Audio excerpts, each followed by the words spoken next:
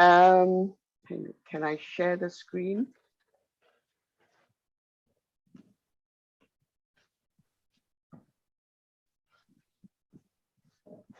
Can you see my screen? Yes, we do. Okay, great. Hello, everyone, and welcome to the first episode of the year for the Applied AG Fireside Chat. This is our third year organizing this series. And the theme for tonight is the future shape of sustainable partnerships. My name is Mandy, and I am the founder and CEO of Applied AG. Applied AG is the new kid on the block with the aim of creating an alternative solution in ranking, rating, and branding that better serves the need of more learning and employability focused applied universities, which I believe are dominant all over the world. In a nutshell, Applied AG is an international higher education service provider that specializes in evaluation, branding, marketing, and professional networking solutions. We are rooted in Asia, and we aim to positively disrupt the global higher education sector. Tonight's fireside chat is chaired by our partner, Dr. Janet Oliver, who's also the director and founder of Education Insights UK. Thank you very much, and thanks also to our speakers from the Netherlands, Indonesia, and the Philippines. Janet will provide you with a full introduction of the speakers shortly. So over to you now, Janet. Thank you very much, Mandy, for the kind introductions.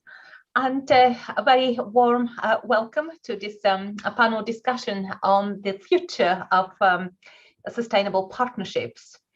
My name is Janet Ilieva, and good morning, good afternoon, and good evening to all, wherever you're joining us from.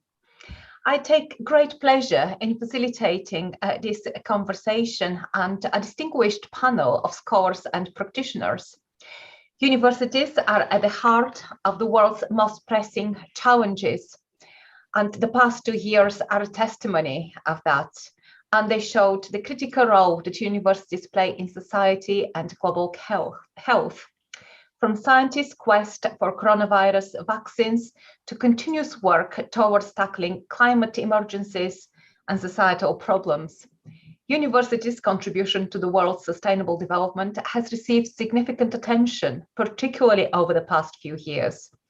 And the most impactful achievements are built on strong collaborations and partnerships. My distinguished panel today includes Professor Yuni Sari Amalia from the Universitas Erlangga in Indonesia, Professor Perry Hobson, who is joining us from the Netherlands, and Mr. Ed Furmin, who is Vice President of Academic Affairs at the National Teachers College in the Philippines. And before we go into the conversation, I would like to give a very brief background to our speakers today. Professor Perry Hobson has recently relocated all the way from Malaysia to the Netherlands to take the role of the Director of the Academy of Tourism at the Breda University of Applied Sciences in the Netherlands. He's lived and worked in the UK, the US, Hong Kong, and has held senior academic roles in Australia and Malaysia, where he was Pro-Vice Chancellor for Global Engagement at Taylor's University and Sunway University in Kuala Lumpur. Perry brings a significant experience in initiating and managing transnational education partnerships, and he was actively involved in international accreditation programs with higher education institutions across continents. That's Europe, Australia, East Asia, and elsewhere. Dr. Yunisari Amalia is a lecturer at the Faculty of Humanities at the Erlangga University, and she is the Deputy Head of the Planning and Development Board. Her work and research includes development of digital learning and innovative programs and initiatives for VR-based educational technology at the Universitas Erlangga. Her other research interests include language systems, teaching, and learning. Welcome, Uni. And Ed Furmin, I've had pleasure knowing Ed for a good 6-7 years, and I met Ed at a program that involved the Commission for Higher Education in the Philippines. So I met Ed in Manila. He's the Vice President for Academic Affairs for National Teachers College. He continues to provide expert advice to the Philippine Commission on Higher Education on matters concerning teacher education, flexible learning, internationalization, and quality assurance. Aside from studying the rapid evolution of qualification frameworks and inclusive education pathways, Ed finds great meaning in exploring the creative disciplines, especially visual art and dance. The structure of today's conversation is very simple. Each of our panelists is going to take about 3-4 minutes to give us their perspective on the future shape of sustainable partnerships. And having discussed actually the running order with a panel just before this session, the consensus is that we shall start with Perry. Perry Hobson, over to you. Well, thank you very much, Janet, and Mandy, again, thank you for the invitation. It's really nice to be joining you again from a different corner of the world. And as you heard in the introduction, I've recently moved to a University of Applied Sciences. And here in the Netherlands, it's a very strong part of the education landscape. It's having not only research universities, but also applied universities. And so University of Applied Sciences, which you tend to find in the Netherlands, Germany, Austria, Switzerland, etc., have a very, very key role that they play in education here. And I think today's panel is really timely to look at this issue of partnerships and building sustainable partnerships, and where we go, particularly as we come out of this COVID period. And as this situation recedes, we're seeing universities start traveling again, starting talking to each other face to face again. And I think we're going to go into a very interesting period. But first, let's perhaps do a little quick bit of reflection and look at how universities have developed strategic or developed their partnerships and linkages in the past. Now, let's be honest, truth be told a little bit, a lot of those MOUs that have been signed by an awful lot of vice chancellors and presidents had been signed as a result of various meetings. They were possibly a little bit random at times, and many universities have got an awful lot of exchange agreements and partnerships that they entered into, which may not have been actually ever operationalized. And I think as we go forward from here, for many universities, as we look at developing these sustainable partnerships and networks, there's got to be a really strong focus going forward, asking yourself, why are you doing that? In a comment I posted earlier today on LinkedIn and the lead up to this, I'd like to quote an African proverb, which is, if you want to go fast, go alone. But if you want to go far, go together. And partnerships for higher education are, I think, going to become an increasingly important cornerstone of an institution. Why? Because let's face it, there are 26,000 universities on the planet. We have got a very crowded space in many respects. We've got institutions who cannot necessarily be all things to all people. They need to specialize. We're living in a much more connected and interconnected world. We're seeing students wanting to be able to understand that global perspectives, and institutions need to respond to that in a variety of different ways. Now, as we look back, there have been many reasons that institutions got into partnerships. It may have been through looking for a helping hand. And if we look at transnational education partnerships, that was often the case. And where I was in Malaysia, some of those relationships had gone on for many years. And before that, when I was based in Australia, I worked with a program with a master's degree around 17 years jointly between Southern Cross and Narasun University. So some of these partnerships have been quite long and endearing. Other partnerships may be much more focused. And what we're also seeing is a raft of consortium partnerships. I was recently speaking at a conference in London with some colleagues with a network consortium called NIALOA, which has brought together a group of institutions. And what they found very interesting during the pandemic was that they were able to actually institute a whole lot of cross-teaching. Now, as we look at the need for partnerships, that's one discussion. How do we make them sustainable? and just go beyond a nice signature on an MOU. And I think this is where we get to the nub of the matter. There has to be a key purpose and focus for those partnerships. And that has to be a bit more enduring than having had a nice lunch. So I think when institutions need a proper strategic approach to this, and you can see online, if you look at some universities, they've made it very clear as to why they're looking for partnerships in certain parts of the world, for certain academic reasons, for certain partnership reasons. And I think universities need to become much better at articulating where they think they need partnerships and what the partnerships can do for them.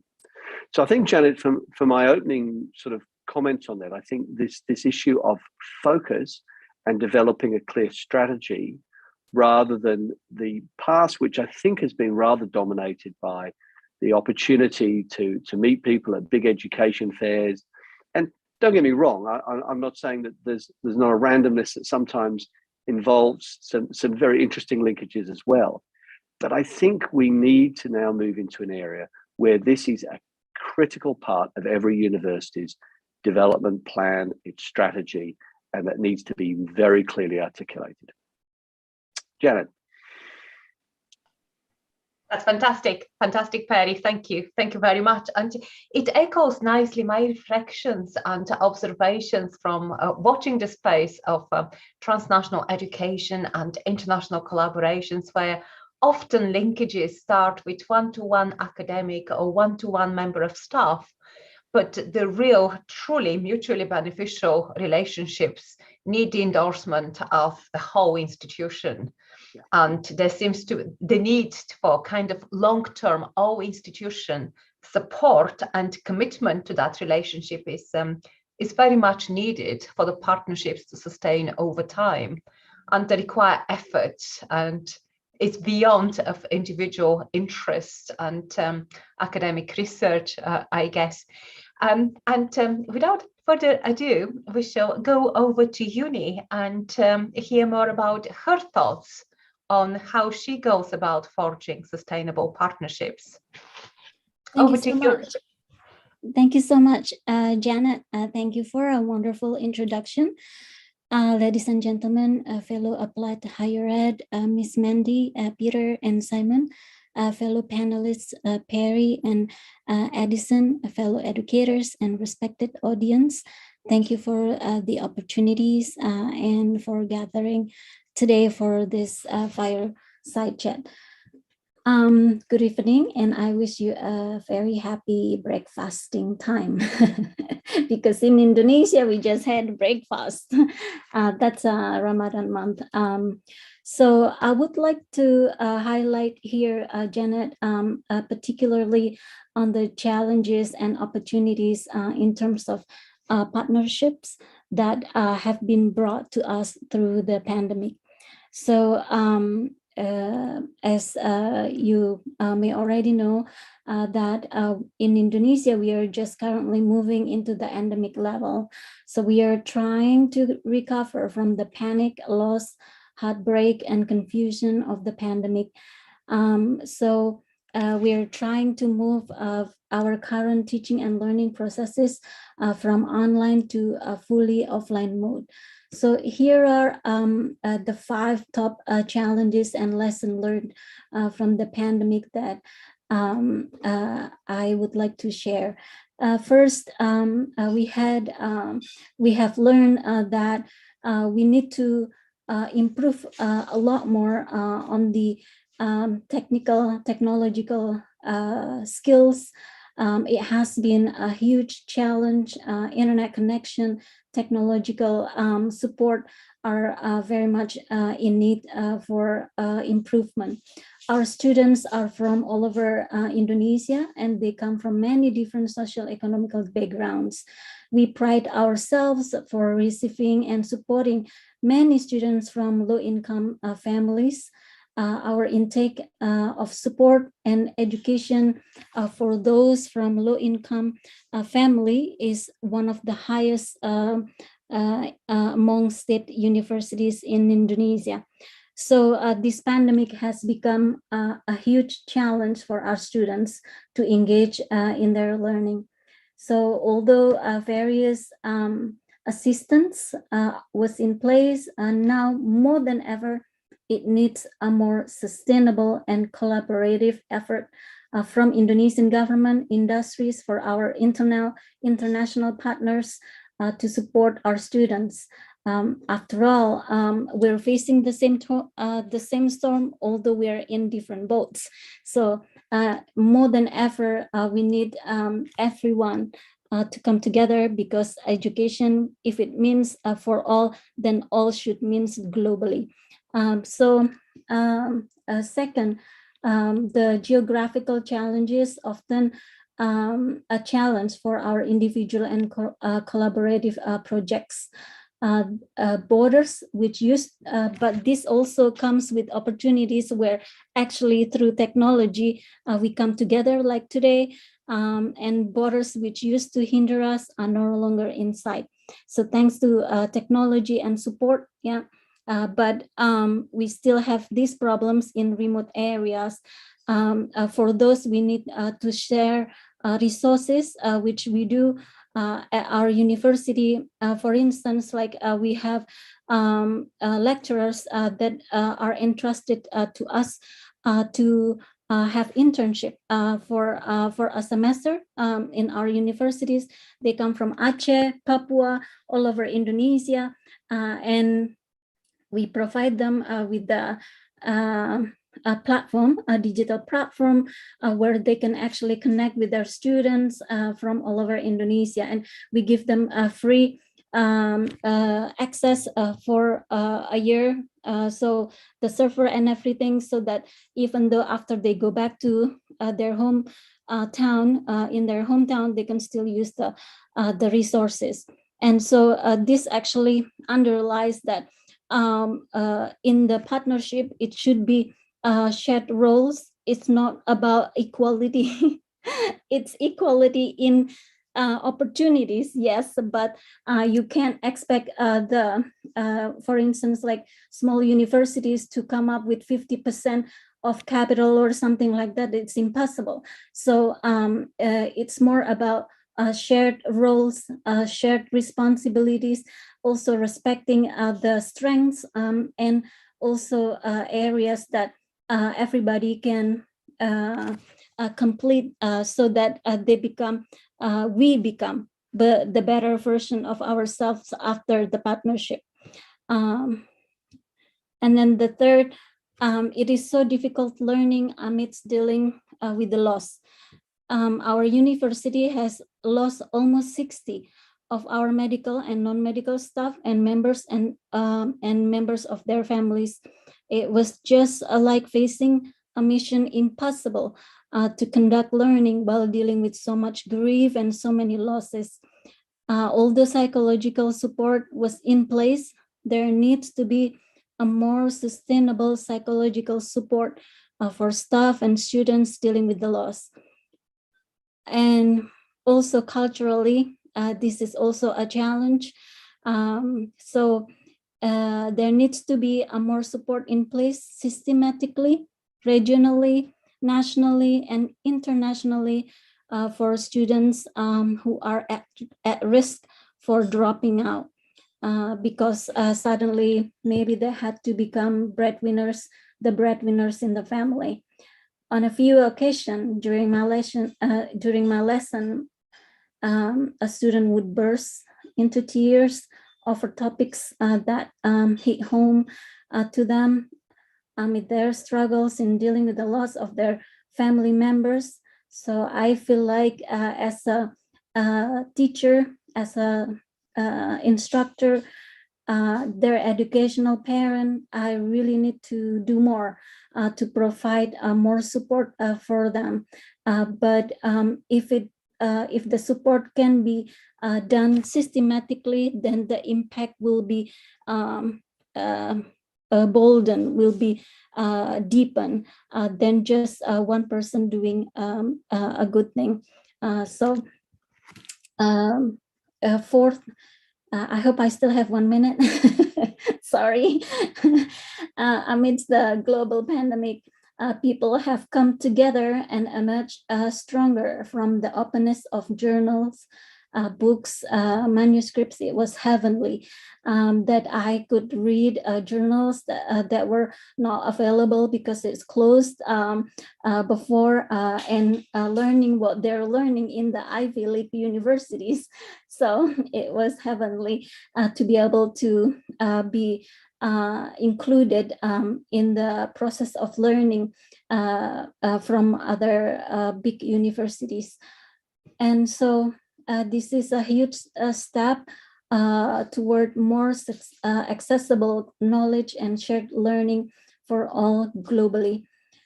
So, however, the question of whether it will stay open and shared remains to be answered.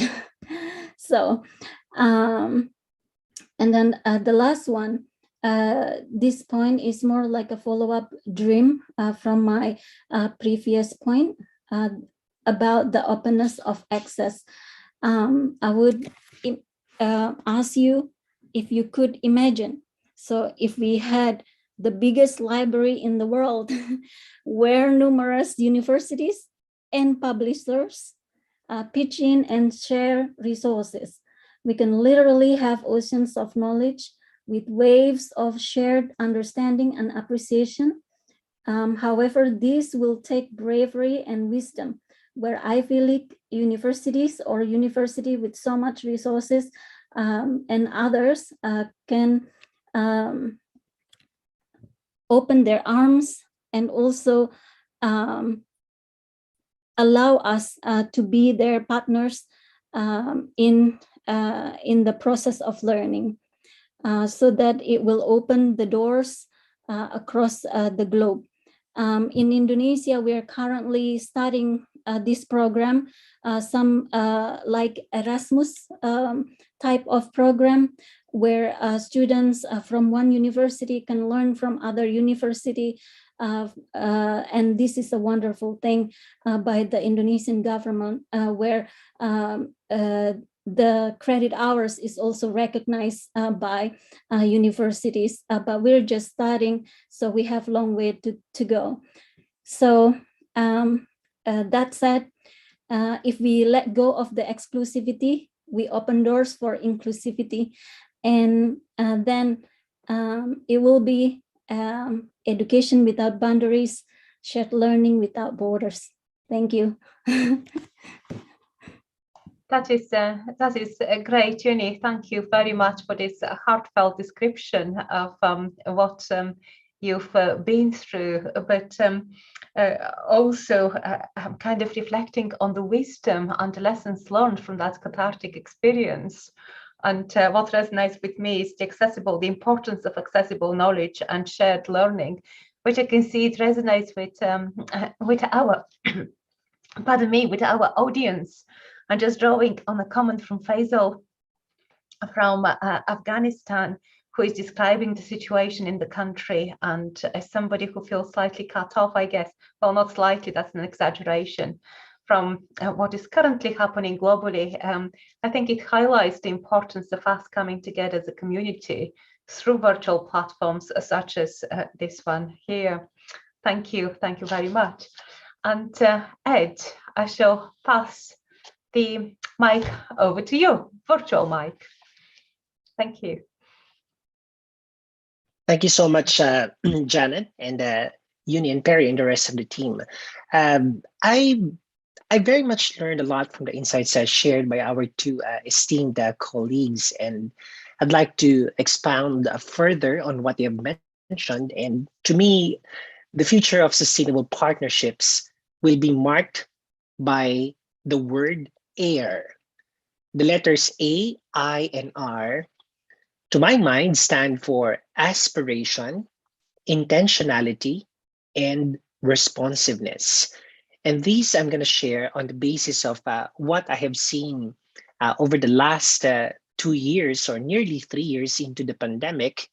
And of course, mindful also of my previous experience in terms of understanding what is currently happening in the way we are engaging in an expanding global community. But before I do that, I would like to change my background because Perry has just reminded me where I should be enjoying some type of fire right now, somewhere in the beaches, the fabulous beaches of the Philippines. So there you go, Perry.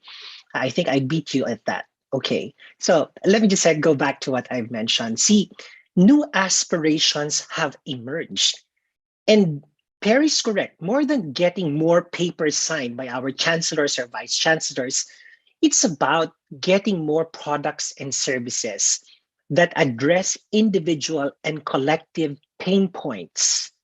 And to borrow a business concept, during the pandemic, there are more jobs to be done, or JTB. And the more experts are on board to realize those jobs to be done, by lending, sharing, and improving their tools, strategies, and methodologies, I think there are more meaningful, creative, and value generation processes arising.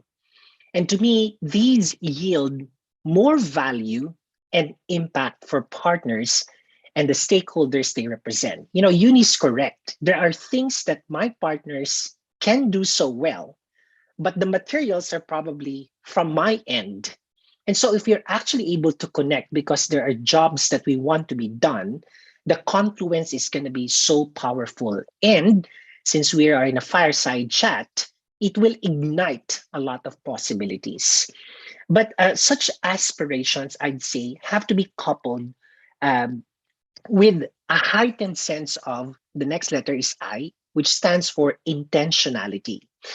I remember when I was starting the joint program between Goldsmiths College of the University of London and Miriam College, my former employer, my colleagues from the other higher education institutions in the Philippines were so surprised, and I think Janet knows this. We were together in that hall where the other schools were present, the universities in the UK, and they were so surprised. I'm the only one that did not, show any other of my information packet to the other universities. When I was given the chance to speak and address what kind of partner I'm looking for, I just told them, I'm looking for this partner, and you know who you are, because I was set on that intention of really making sure Goldsmiths signs up, because I knew from the very start our intentions are very much aligned. So do not peddle so much your paperwork with too many institutions.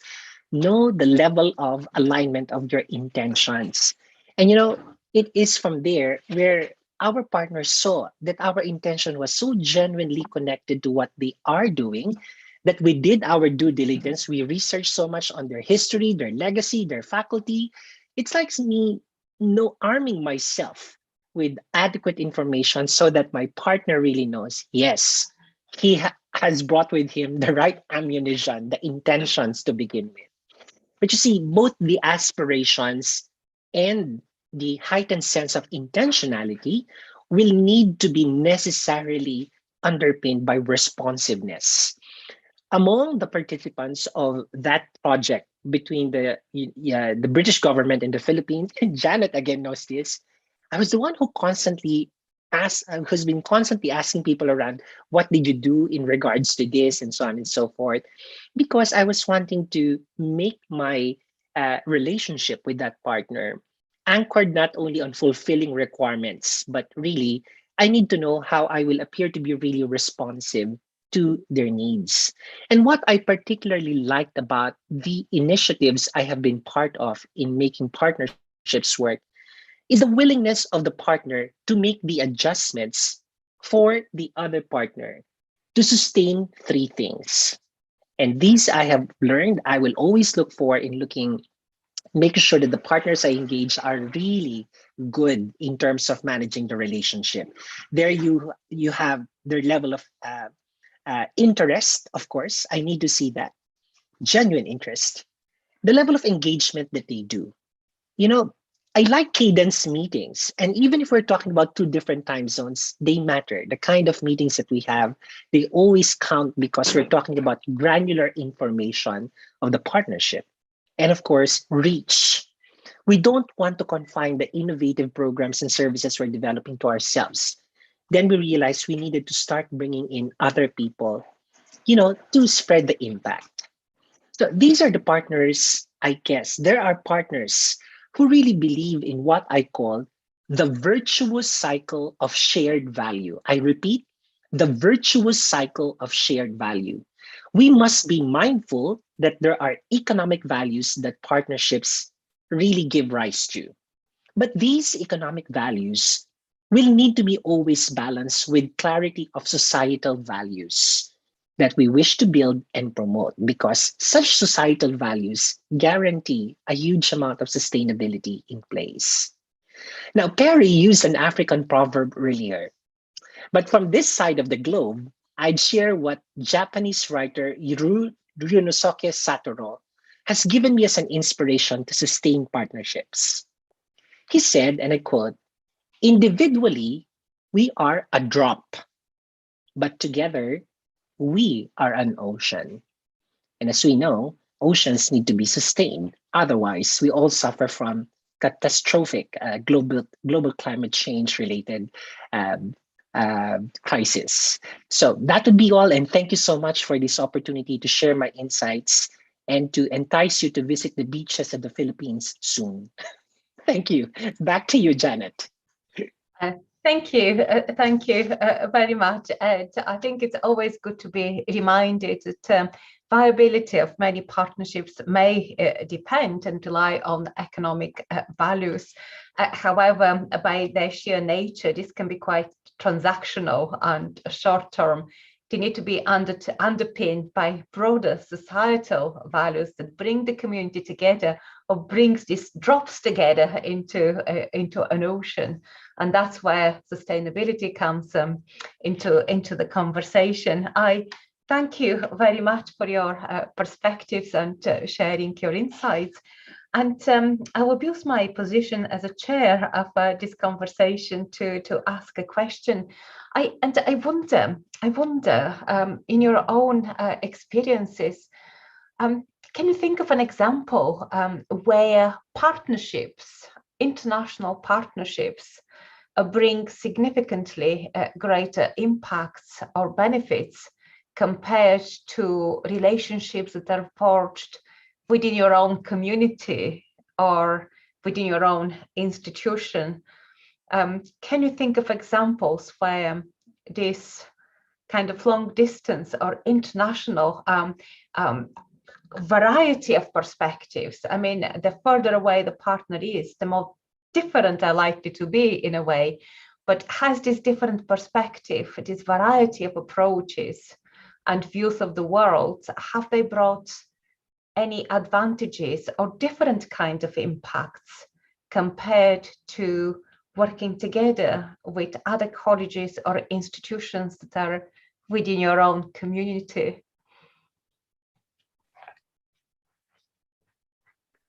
Well, if I might, Janet, I'll jump into that, because I think living in Asia for the last 10 years was quite interesting, looking at how many of those relationships had formed. And if I might just go back to the transnational education component. Yes, please. For various reasons, as particularly the private colleges emerged is a big force of the education landscape in Malaysia.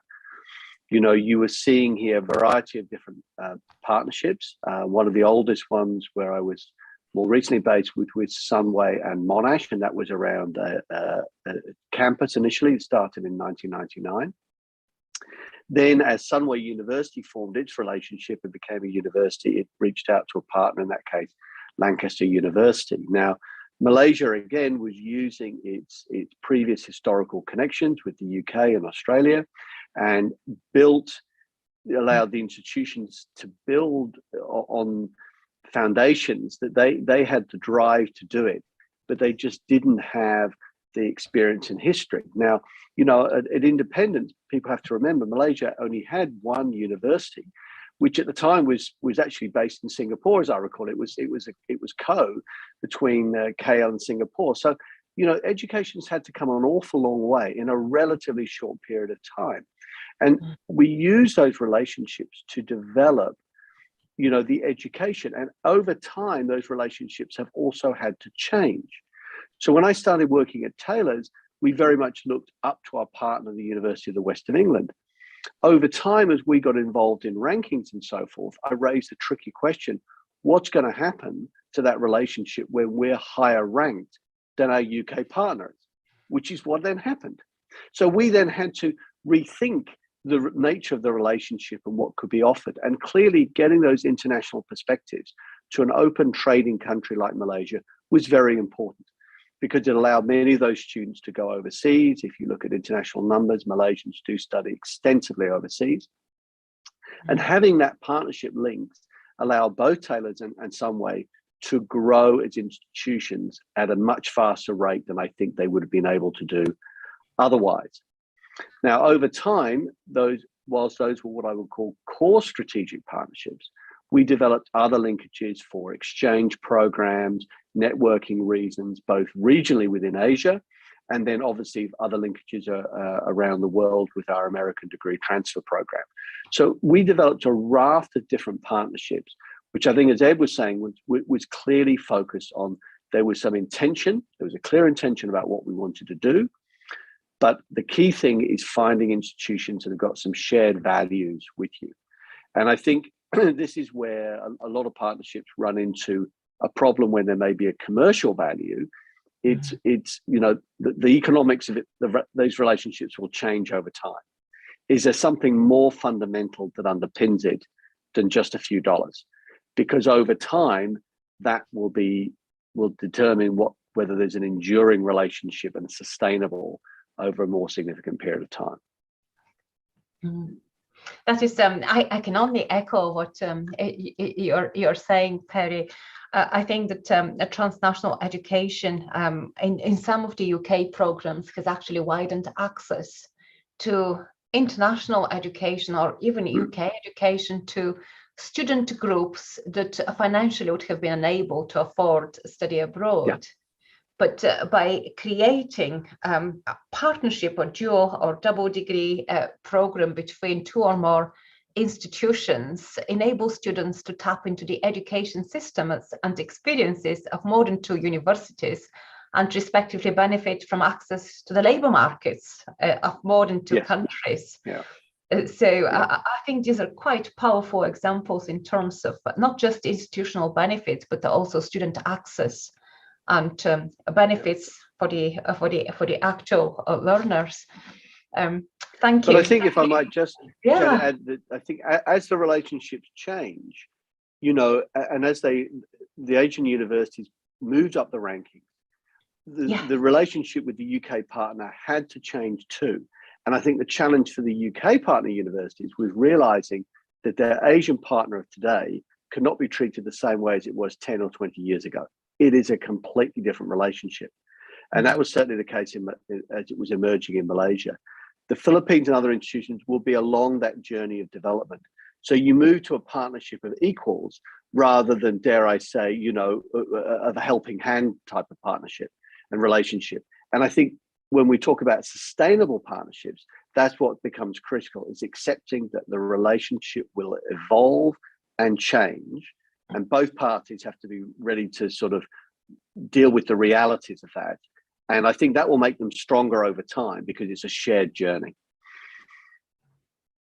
That's fantastic. Thank you, Perry. I wonder whether Ed or Uni, do you have anything to add? Thank you so much. If I may, I think looking at our to reflect in our relationship partnership with the international partner, we have had partners for one of the longest is 30 years with the Kobe University, and then over a decade with our partners in Malaysia.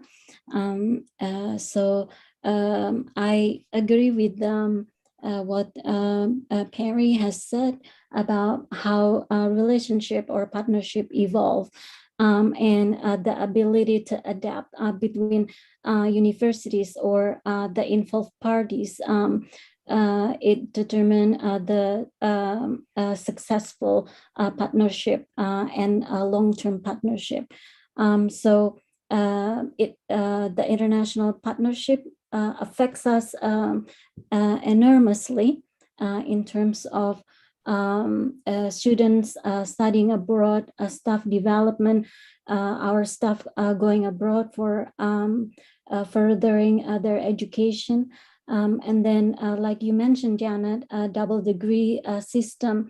We have had, if we hadn't had the international partnership, we wouldn't have had a double degree, also combined degree in our university. But because of that, so we have many different types of learning. And then also the international community services as well. So it has evolved in those areas as well, where our partners conduct community services here and vice versa. So there has been wonderful advantages, wonderful benefits and goals that have been achieved through this international partnership. And it is critical that we have our international relationship partnership with others, because only then we broaden our mind, also changing of mindset, changing of work ethic, changing of a system to become better. But we also reflect on our current of partnerships, so that this reflection is important, so that we can find a better form, learn from what's happening in the current partnership, so that we can move forward. And we get help as well through the ranking system, where they actually do the mapping. On areas that we're strong at, and where we need improvement, and so on. So I think it's all it's all looking really a wonderful partnership. That's great, Uni. Thank you. And while you were talking, Ratna Dewi brought in, also highlighted the importance of industrial experience or workplace experience for the students. So I wonder whether, Ratna, do you want to come in? Yeah. Okay, because the government's program, it calls Merdeka Belajar. So the government suggests that the students should have the experience within 3 months in industry.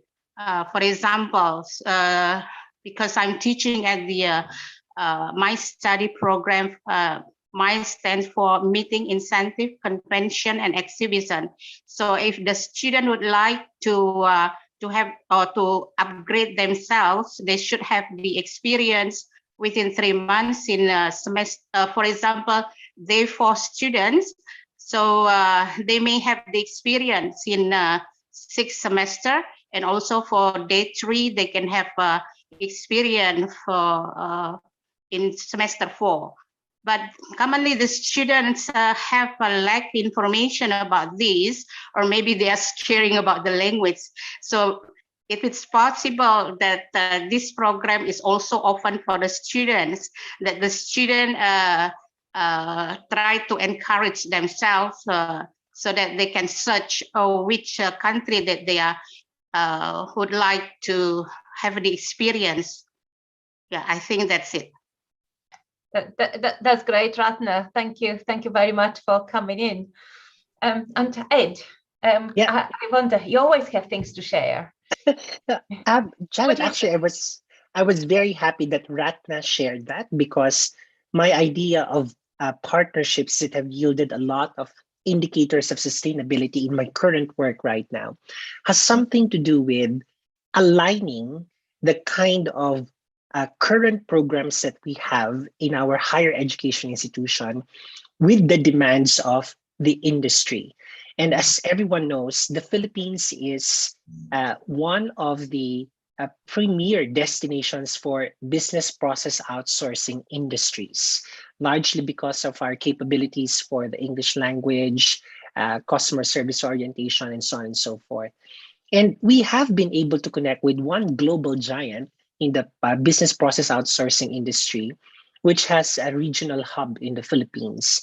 And in one conversation with their learning and delivery team, this is why I was telling you, look for the jobs to be done, the JTBs.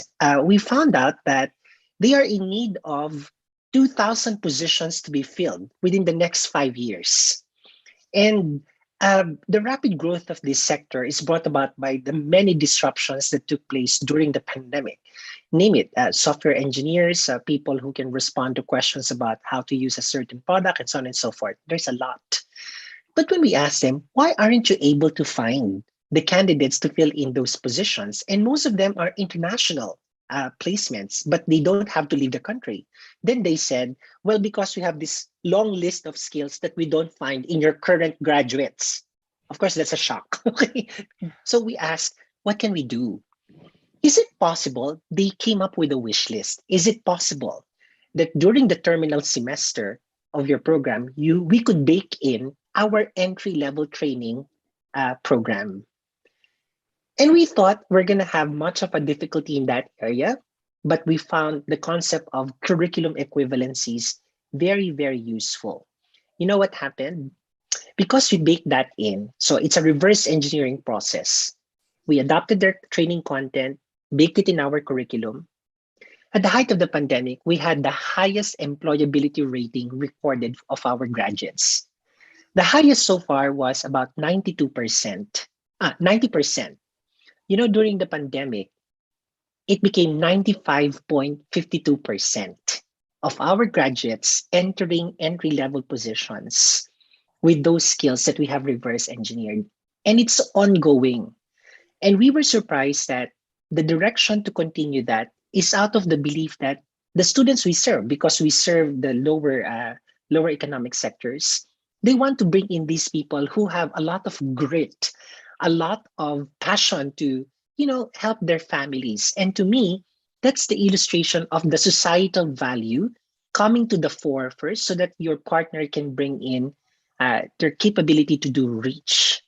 And I guess that's something that we will also be seeing as a responsibility of higher education institutions in the post-COVID ecosystem, because jobs will be reconfigured, definitely. So yeah, Ratna, I very much agree with you that these possibilities will transcend and cross the boundaries of various disciplines. Thank you. That's fantastic, Ed. Thank you. I mean, increasing the employability of your graduates when the whole world is slipping into a recession, shaped by high unemployment and dropping basically income levels. That's a phenomenal success. Well done, you. But it kind of drawing on this example, I wonder, and also reflecting on something that Perry mentioned earlier, I wonder, do you see any space for kind of for the governments, national governments, to encourage this kind of sustainable long-term partnerships between institutions in the home country with those overseas? Is there a role for the government? And kind of a separate, possibly a separate question here is there a role for a institution-wide strategy for partnership development? Do you need the commitment for the whole institution to back you up on this front, or can you do it on your own? So it's two separate. You can choose which part of which one of the two questions you want to answer. I guess we'll have varied perspective in Europe and in East Asia. And Perry, shall we start with you? Oh, there we go. Sorry, you tell me which one you'd like me to answer. Whatever is closer to your heart, Perry. I think look, that the partnership yeah. development strategy may be something that you have been engaged in for a few decades. Yeah, look, I think coming forward from developing this, and I think governments have got, if I can just pick up on the government point, I think there are certainly directions that are probably helpful. And I think we've seen this particularly with what's happened in the European Union with funding of Erasmus scholarships, Erasmus Mundus. I'm just working, having arrived here just a few months ago already, on an application to link, a university, my university, with one in Croatia, with one in the UK, and one in Malaysia. And that's funding behind that to make those partnerships work. It's a seed funding arrangement for 4 years. My question then is, what's the sustainability after the 4 years? It's nice to get 4 years of money. That'll be a lot of work. We'll just get the thing up and running. But is there a realistic lifespan after 4 years is always my question. So I think when you ever depart on these journeys, and obviously every relationship journey, as the old saying goes, begins with the first step. And that first step may be, a contact between two academics. It may be something that is connected on with by government. And I know that this is happening. The Czech government just approached me about running some partnership workshops later this year, because they want to encourage Czech universities to find more international partners. How do you go about it? How do you make it happen? So I think from the government point of view, it's really handy if they can give direction, but it's really up to institutions to make those things happen in terms of how the detail works through. Because I don't think that when governments get involved in these things further, they can actually be helpful. I think they can actually hinder. And I think that's been seen, dare I say, kind of again and again. So strategy and direction, I think, is really important. And as we're hearing, you're beginning to see countries and companies and organizations begin to see the importance of having that direction. So many universities were not well linked with industry. It was interesting to hear Ratna's points about that. Whereas here in the Netherlands, all our students have been doing internships for decades in industry. As a University of Applied Sciences, that's been absolutely integral to what we've been expected to do. But many of the Dutch students want to do those partners to get that experience outside of the Netherlands. So we need those partnerships. We need long-term relationships in other parts of the globe to make that happen. And fortunately, the government supports that by there's been grants and money for students to go and do those internships in other parts of the world. And sometimes governments come to the party with that to encourage that globalization. So again, for me, that's where that plays an important part of the role in the mix we're talking about. That's great, Perry. Thank you. Uni, I see you've got your mic unmuted. Did you want to add to that? It was spot on. I would like to actually just add a little bit from what Ed has mentioned, also Perry, about a similar experience that we have had. So some time ago, we were talking to the industries, and we were asking, like, why don't you accept our graduates, or like could have been many more that could be accepted. And then they're informing us, oh, actually we're looking for this and this skills which your graduates don't have. And we were like, oh. So then we began to have this deepened conversation that we actually not just involving them for the internship, but it actually now we begin involving them since the curriculum redesigning. So we are talking to them and listen to what they have to say. And now we have had almost 1,000 companies. They're actually opening their arms to have our students intern with them, or have a work placement with them. But again, like what Perry mentioned, it wouldn't escalate as much as we would hope if it wasn't for the government support. Like you mentioned, Janet, it has to be a national movement so that the impact will be bigger. Thankfully, it has begun, although the funding isn't much, but it has begun moving toward that movement, because the Ministry of Education in Indonesia was the owner of Gojek. So he is from industry. He's like business man. So he understands the importance of working closely with industries. That's the first point. Also, the strategy, I think it's very important to have a unit or some sort of task force that thinks especially for this partnership. And we have had 3 units working together to think about international partnership at our university. But of course, this is, we have to keep improving ourselves so that or our MOUs will become not as a more productive, not just like a sleeping MOU, so a more productive partnership, a more fruitful and impactful partnership. Yes, we still we are learning again and again, day by day. As we all are. Yeah. Yes, thank you, Yudi. And Ed, we've seen quite significant kind of interventions from CHED in the Philippines in that space. Does it matter? What difference does it make? Well,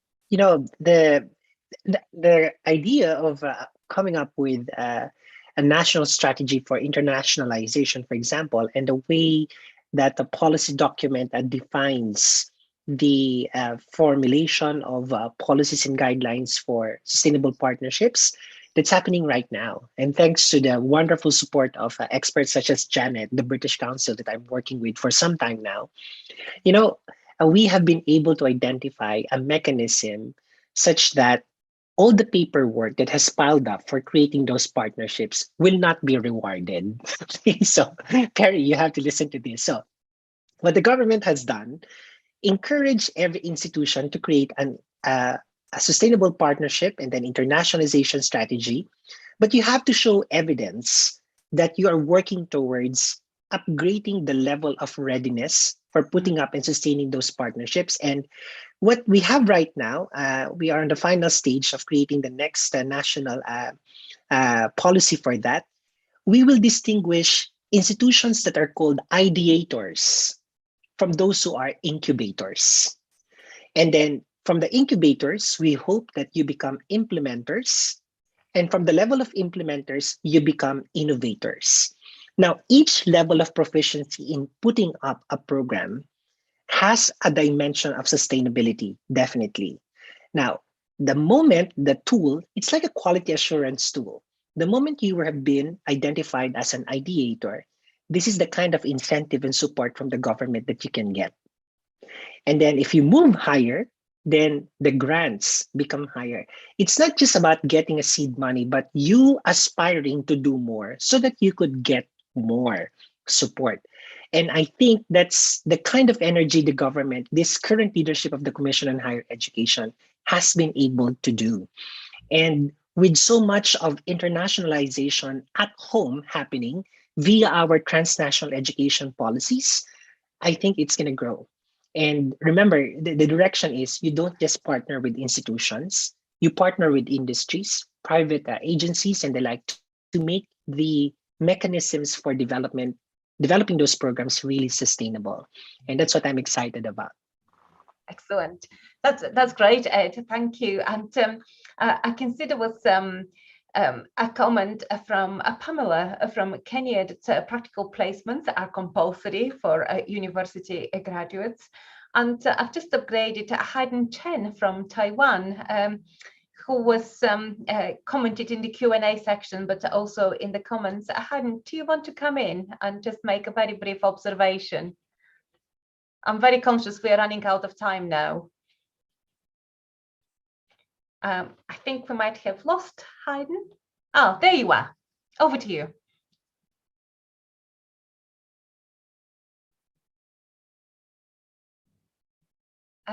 We can't hear you. I think we're having some technical difficulties in hearing you. So in trying to wrap up this panel, I'm very mindful we are officially out of time now. If I can pass it back over to you for very final reflection. If you're to summarize what we discussed in this webinar in one sentence, what would that be? It can be a lot complex, you can make it like a longer sentence. Shall we start with Ed? I would just want to reiterate what I have mentioned earlier. All these new things happening will need to drive us towards breathing a new type of air, a new sense of aspirations, a renewed sense of intentionality, and more importantly, your level of responsiveness, first and foremost to your internal stakeholders and then to your other partners. All these will have to be set into motion. So breathe in and out new air. I think that's what I want to tell. Thank you, Janet. That's great. Thank you. Thank you, Ed. Uni, final words of wisdom, over to you. Thank you.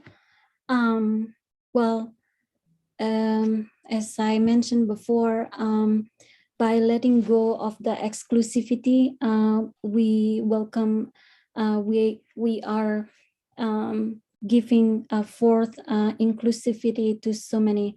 And I hope through this, we will also build partnership between the UK, the Netherlands, the Philippines, because I believe through this chat, we could follow up with many different things as well.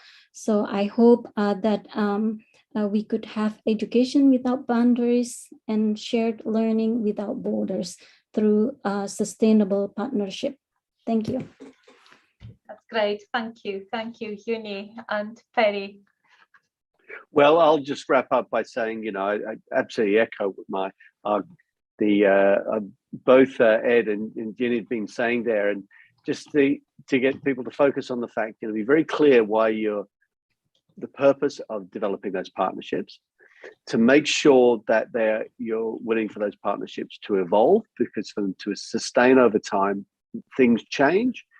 They will need to evolve, and it's also determining the values and underneath the partnership and where it started.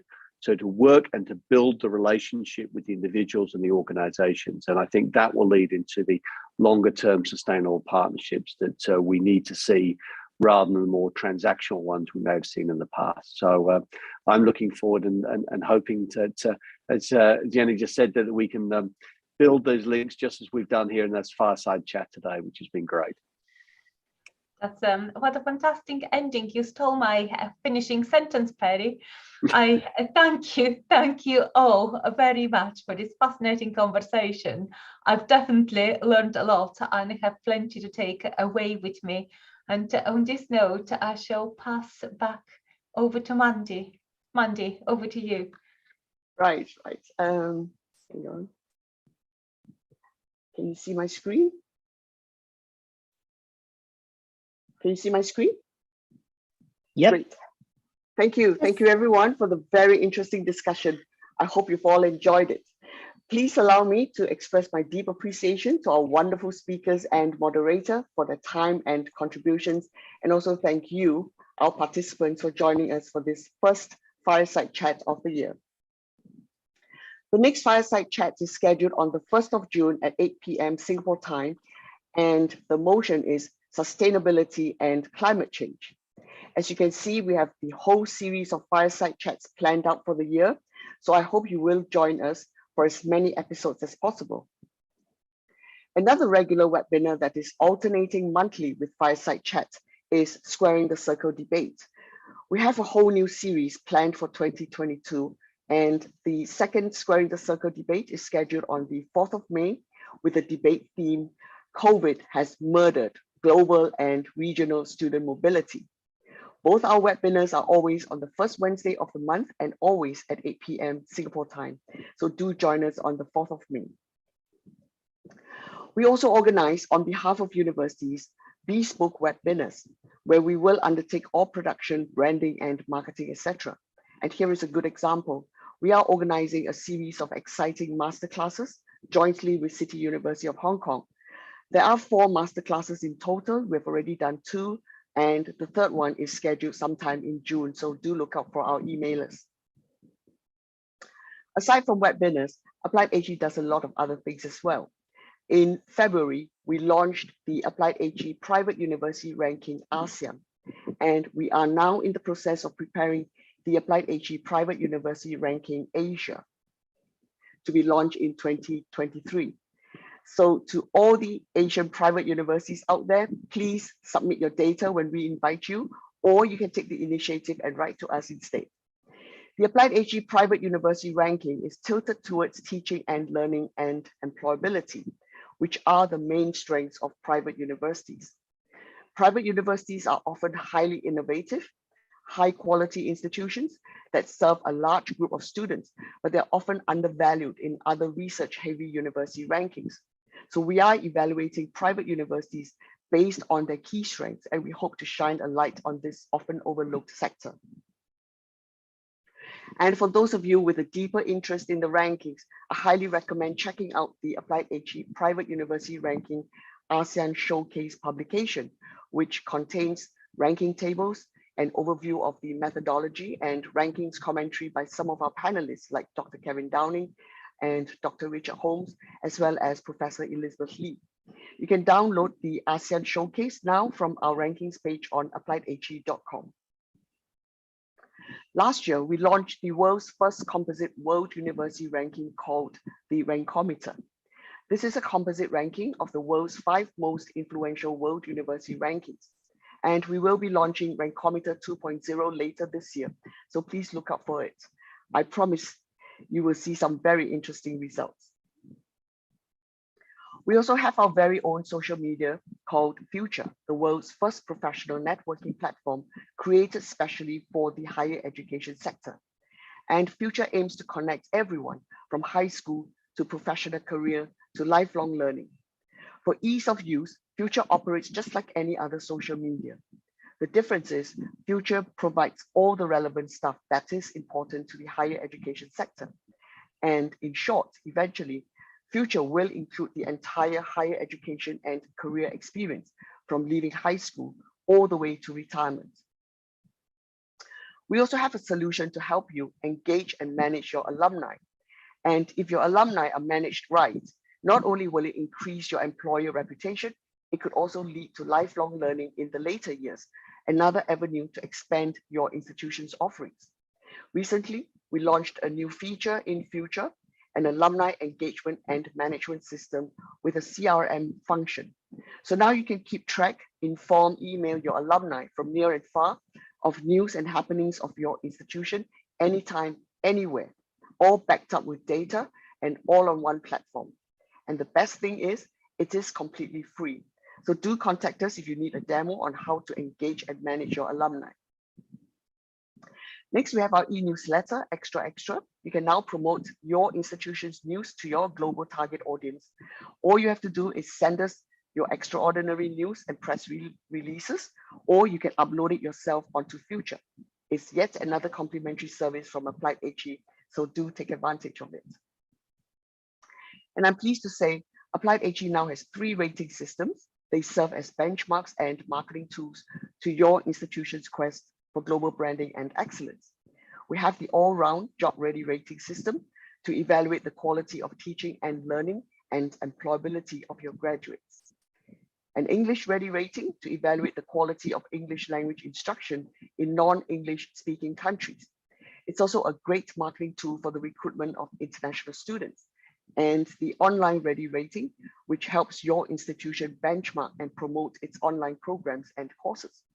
So do reach out to us if you would like to learn more about how these tools can translate into affordable strategies for global branding and marketing of your institution.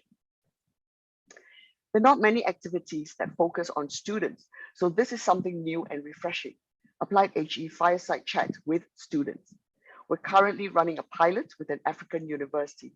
This is a unique webinar format that connects students to international employers, hence allowing students to gain insight into the recruitment process and employer expectations, while providing employers with an opportunity to connect with talented students.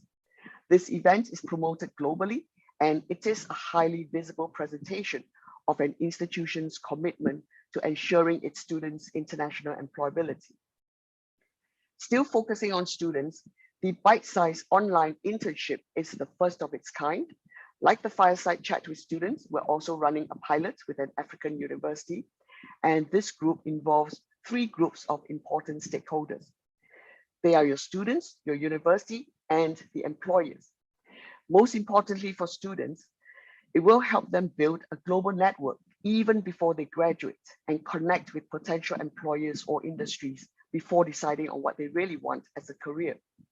This new service is innovative and creative and will definitely bring internships to a new level. And last but not least, as you know, we are the new kid on the block. We still are. And we're very grateful for all the support that we can get. So I'd like to take this opportunity to thank our very supportive sponsors, City University of Hong Kong, Universitas Airlangga of Indonesia, and Education Insight of UK. A big thank you for the valuable support given to Applied HE. So thanks very much, everyone, but please do not leave the room yet. This is the Applied HE signature sign-off. We want to invite you to experience a networking atmosphere that is as creative and as close as we can get to a physical networking environment. So we're going to open the room now, just for a few minutes, so you can see each other, say hi, introduce yourself, or even have a little chat. And this is as much as we can do for now in the networking. So over to you now, Simon, to get our social event started. Thank you very much, everyone. Hi, I'll stand in for Simon. Yes, please turn on your cameras. There is Simon, fantastic. And thanks again to everybody. So turn on your camera. If you cannot turn on your camera, maybe write something in the chat and we'll try and upgrade you anyway, because sometimes it goes wrong. So that's that. But thank you very much, because it's nice to see the audience at a virtual event, right? That's why we did this. Very good to see you, Perry, all the way in Holland. Freezing your butt off, I'm sure. That's right. As you're from the Netherlands, I know that I thought you'd be excited to see that I'm here. I'll wave the flag for you as well. So yes, all is good here. The houses are a bit small. A funny old thing, those, but it's been a great experience being here for the last 3 months, and I'm excited that spring is somewhat in the air and it's beginning to warm up. So that's missing my beaches in Malaysia though. Hello, Sally. Good to see you. Hi, hello, Mandy. Yeah, good to see everybody. Thanks to all the panelists, your wonderful sharing. I really enjoy and learn a lot from all of you. Thank you. And thanks to Janet for moderating this session. Yeah, you're an excellent moderator. Thank you, Sally. You're very kind. Thank you. Perry, am I right to think that there is a reason why the houses in the Netherlands are narrow and tall? Is it related to a tax that in old times they were supposed to pay? Can't remember the name of the tax, but was it kind of attributed to the space on the pavement, the width of the house? That's how much tax they pay. Was it a window tax? It had a peculiar name. Well, Peter, you may know the history. You probably know better than I would. No, that's right. So in Malacca, which is in Malaysia, which used to be, well, part of it was built under Dutch rule, you have extremely long houses, which go back really, really far. So I think there people found tricks around it because they had land behind their house, so they could just build and build and build without paying taxes. So yes, yeah, tax evasion is a Dutch national pastime, as I'm sure Perry has discovered. It is But in you many see countries. it also. Yeah, I mean, it was interesting for me going to Vietnam to again see the Vietnamese houses are also very narrow and very tall. And again, you know, that's obviously related somewhat because the climate and, you know, in Vietnam is very, very different to say the Netherlands. And yet you've ended up with a rather interesting form of architecture, which is very narrow houses, but often, you know, several stories high. So I think, yes, it's that interesting influence of taxis on design and what it was meant to do. So yeah. No, it's very, very interesting because it explains so much about the shape of buildings and culture. Yeah. And then transcends in other geographical locations. Although the tax purpose is probably no longer there. Well, it comes in different ways, you know. I mean, even when I was growing up in England, we had windows that were blocked up in it was quite an old house I lived in, and they were being taken out specifically because of this window tax and blocked up. So, you know, and yet we now live in the days when entire buildings are made of glass. So I don't know how that's going to work with the Shard in London, which is 100% glass, you know. So I think these are interesting historical things to look at, and it brings up, as you said, issues of culture and so forth that come into those issues of design. So yeah, it's fascinating when you look around the world at what has influenced architecture and the way we live in them. While listening to your session, I was thinking, does every partnership have to be sustainable? Maybe it's okay if a few of them die for a few years and you resuscitate them down the line. It's okay too, no? Yeah, I believe No, so. I think you're... Because we form partners. Because of various reasons, we form partnership, you know. Yeah, some partnership may be a short-term partners that we want to achieve something that we achieve in a very short period of time, but they are partners that we want to be sustainable, a long-term relationship. Yeah, so Peter, I agree that, partnership can be short-term. Yeah, depends on the purpose. Yeah. And on the having an exit clause in your contract. Yes, it's always a vital thing to have. I mean, and it's always that difficult thing. Yeah, it is like a prenuptial sort of thing. But what the costs I learned in many universities was that no one had ever given any thought to ending a relationship. The focus is entirely on getting into the relationship. But in fact, running down a program, which may be, you know, a 4-year undergraduate degree, basically means you need at least a 4, if not 5, or sometimes 6 years, depending on how the students are studying, exit strategy. And that's actually very difficult. Very, very few people think that one through to the full extent.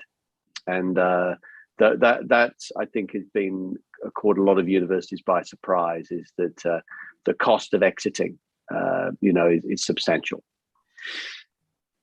Yeah, in fact, we are now sort of monitoring very closely about the partnership, as you mentioned, that we sign MOU, all the time, But now we have a very close monitoring of what happened after signing the MOU. If nothing happened in 12 months, probably we'll end the relationship, you know. So that's the way that we push things to move forward, rather than just sign the MOU and sit and wait, you know. Yep. Yeah. Hi, Ratna, can you hear us? You're the only person aside from Sally who's in the audience who's brave enough to turn on their camera. Yeah, because what is that? I'm from MICE tourism, so it looks like that I should interact with the people with different cultures background. Is that because I teach my students try to brave enough, to interact, because they have the program later in the semester 4 and 6. They should have an experience in choosing the country that they would like to have what's that, 3 months, 3 months in industry, because the government program, but they need to compete, of course, because the government give the challenge, okay, to all the institution that if the students would like to have to have the experience in industry. So maybe if it is possible that your program also send to the director, so that because now I'm not the leader of partnership anymore, already a senior lecturers, okay, in teaching English for my study program. But last year, I know well, okay, because I tried to invite the guest speaker from Netherlands, Mr. Dorus, okay, to come to Polytechnic Negeri Medan vocational, and it is successful. And we do already sign the MOU, okay, with Mr. Dorus, Maastricht School of Management, and we invite to come to Polytechnic. That's when I as a PIC of the leader of partnership. But now, no, I'm just a senior lecturers. Okay, thank you. I think also some of our panelists need to get going, and perhaps also some of our audience members. So yeah, thanks again very much on behalf of Applied HE, especially Janet and all the fantastic panelists. We hope to see you back very soon, and we really appreciate your support and everything. So have a very good evening. Bye-bye. Bye. Thank you and congratulations. Bye. Thank you very much. Thanks. Bye-bye. Thank you all. Bye-bye.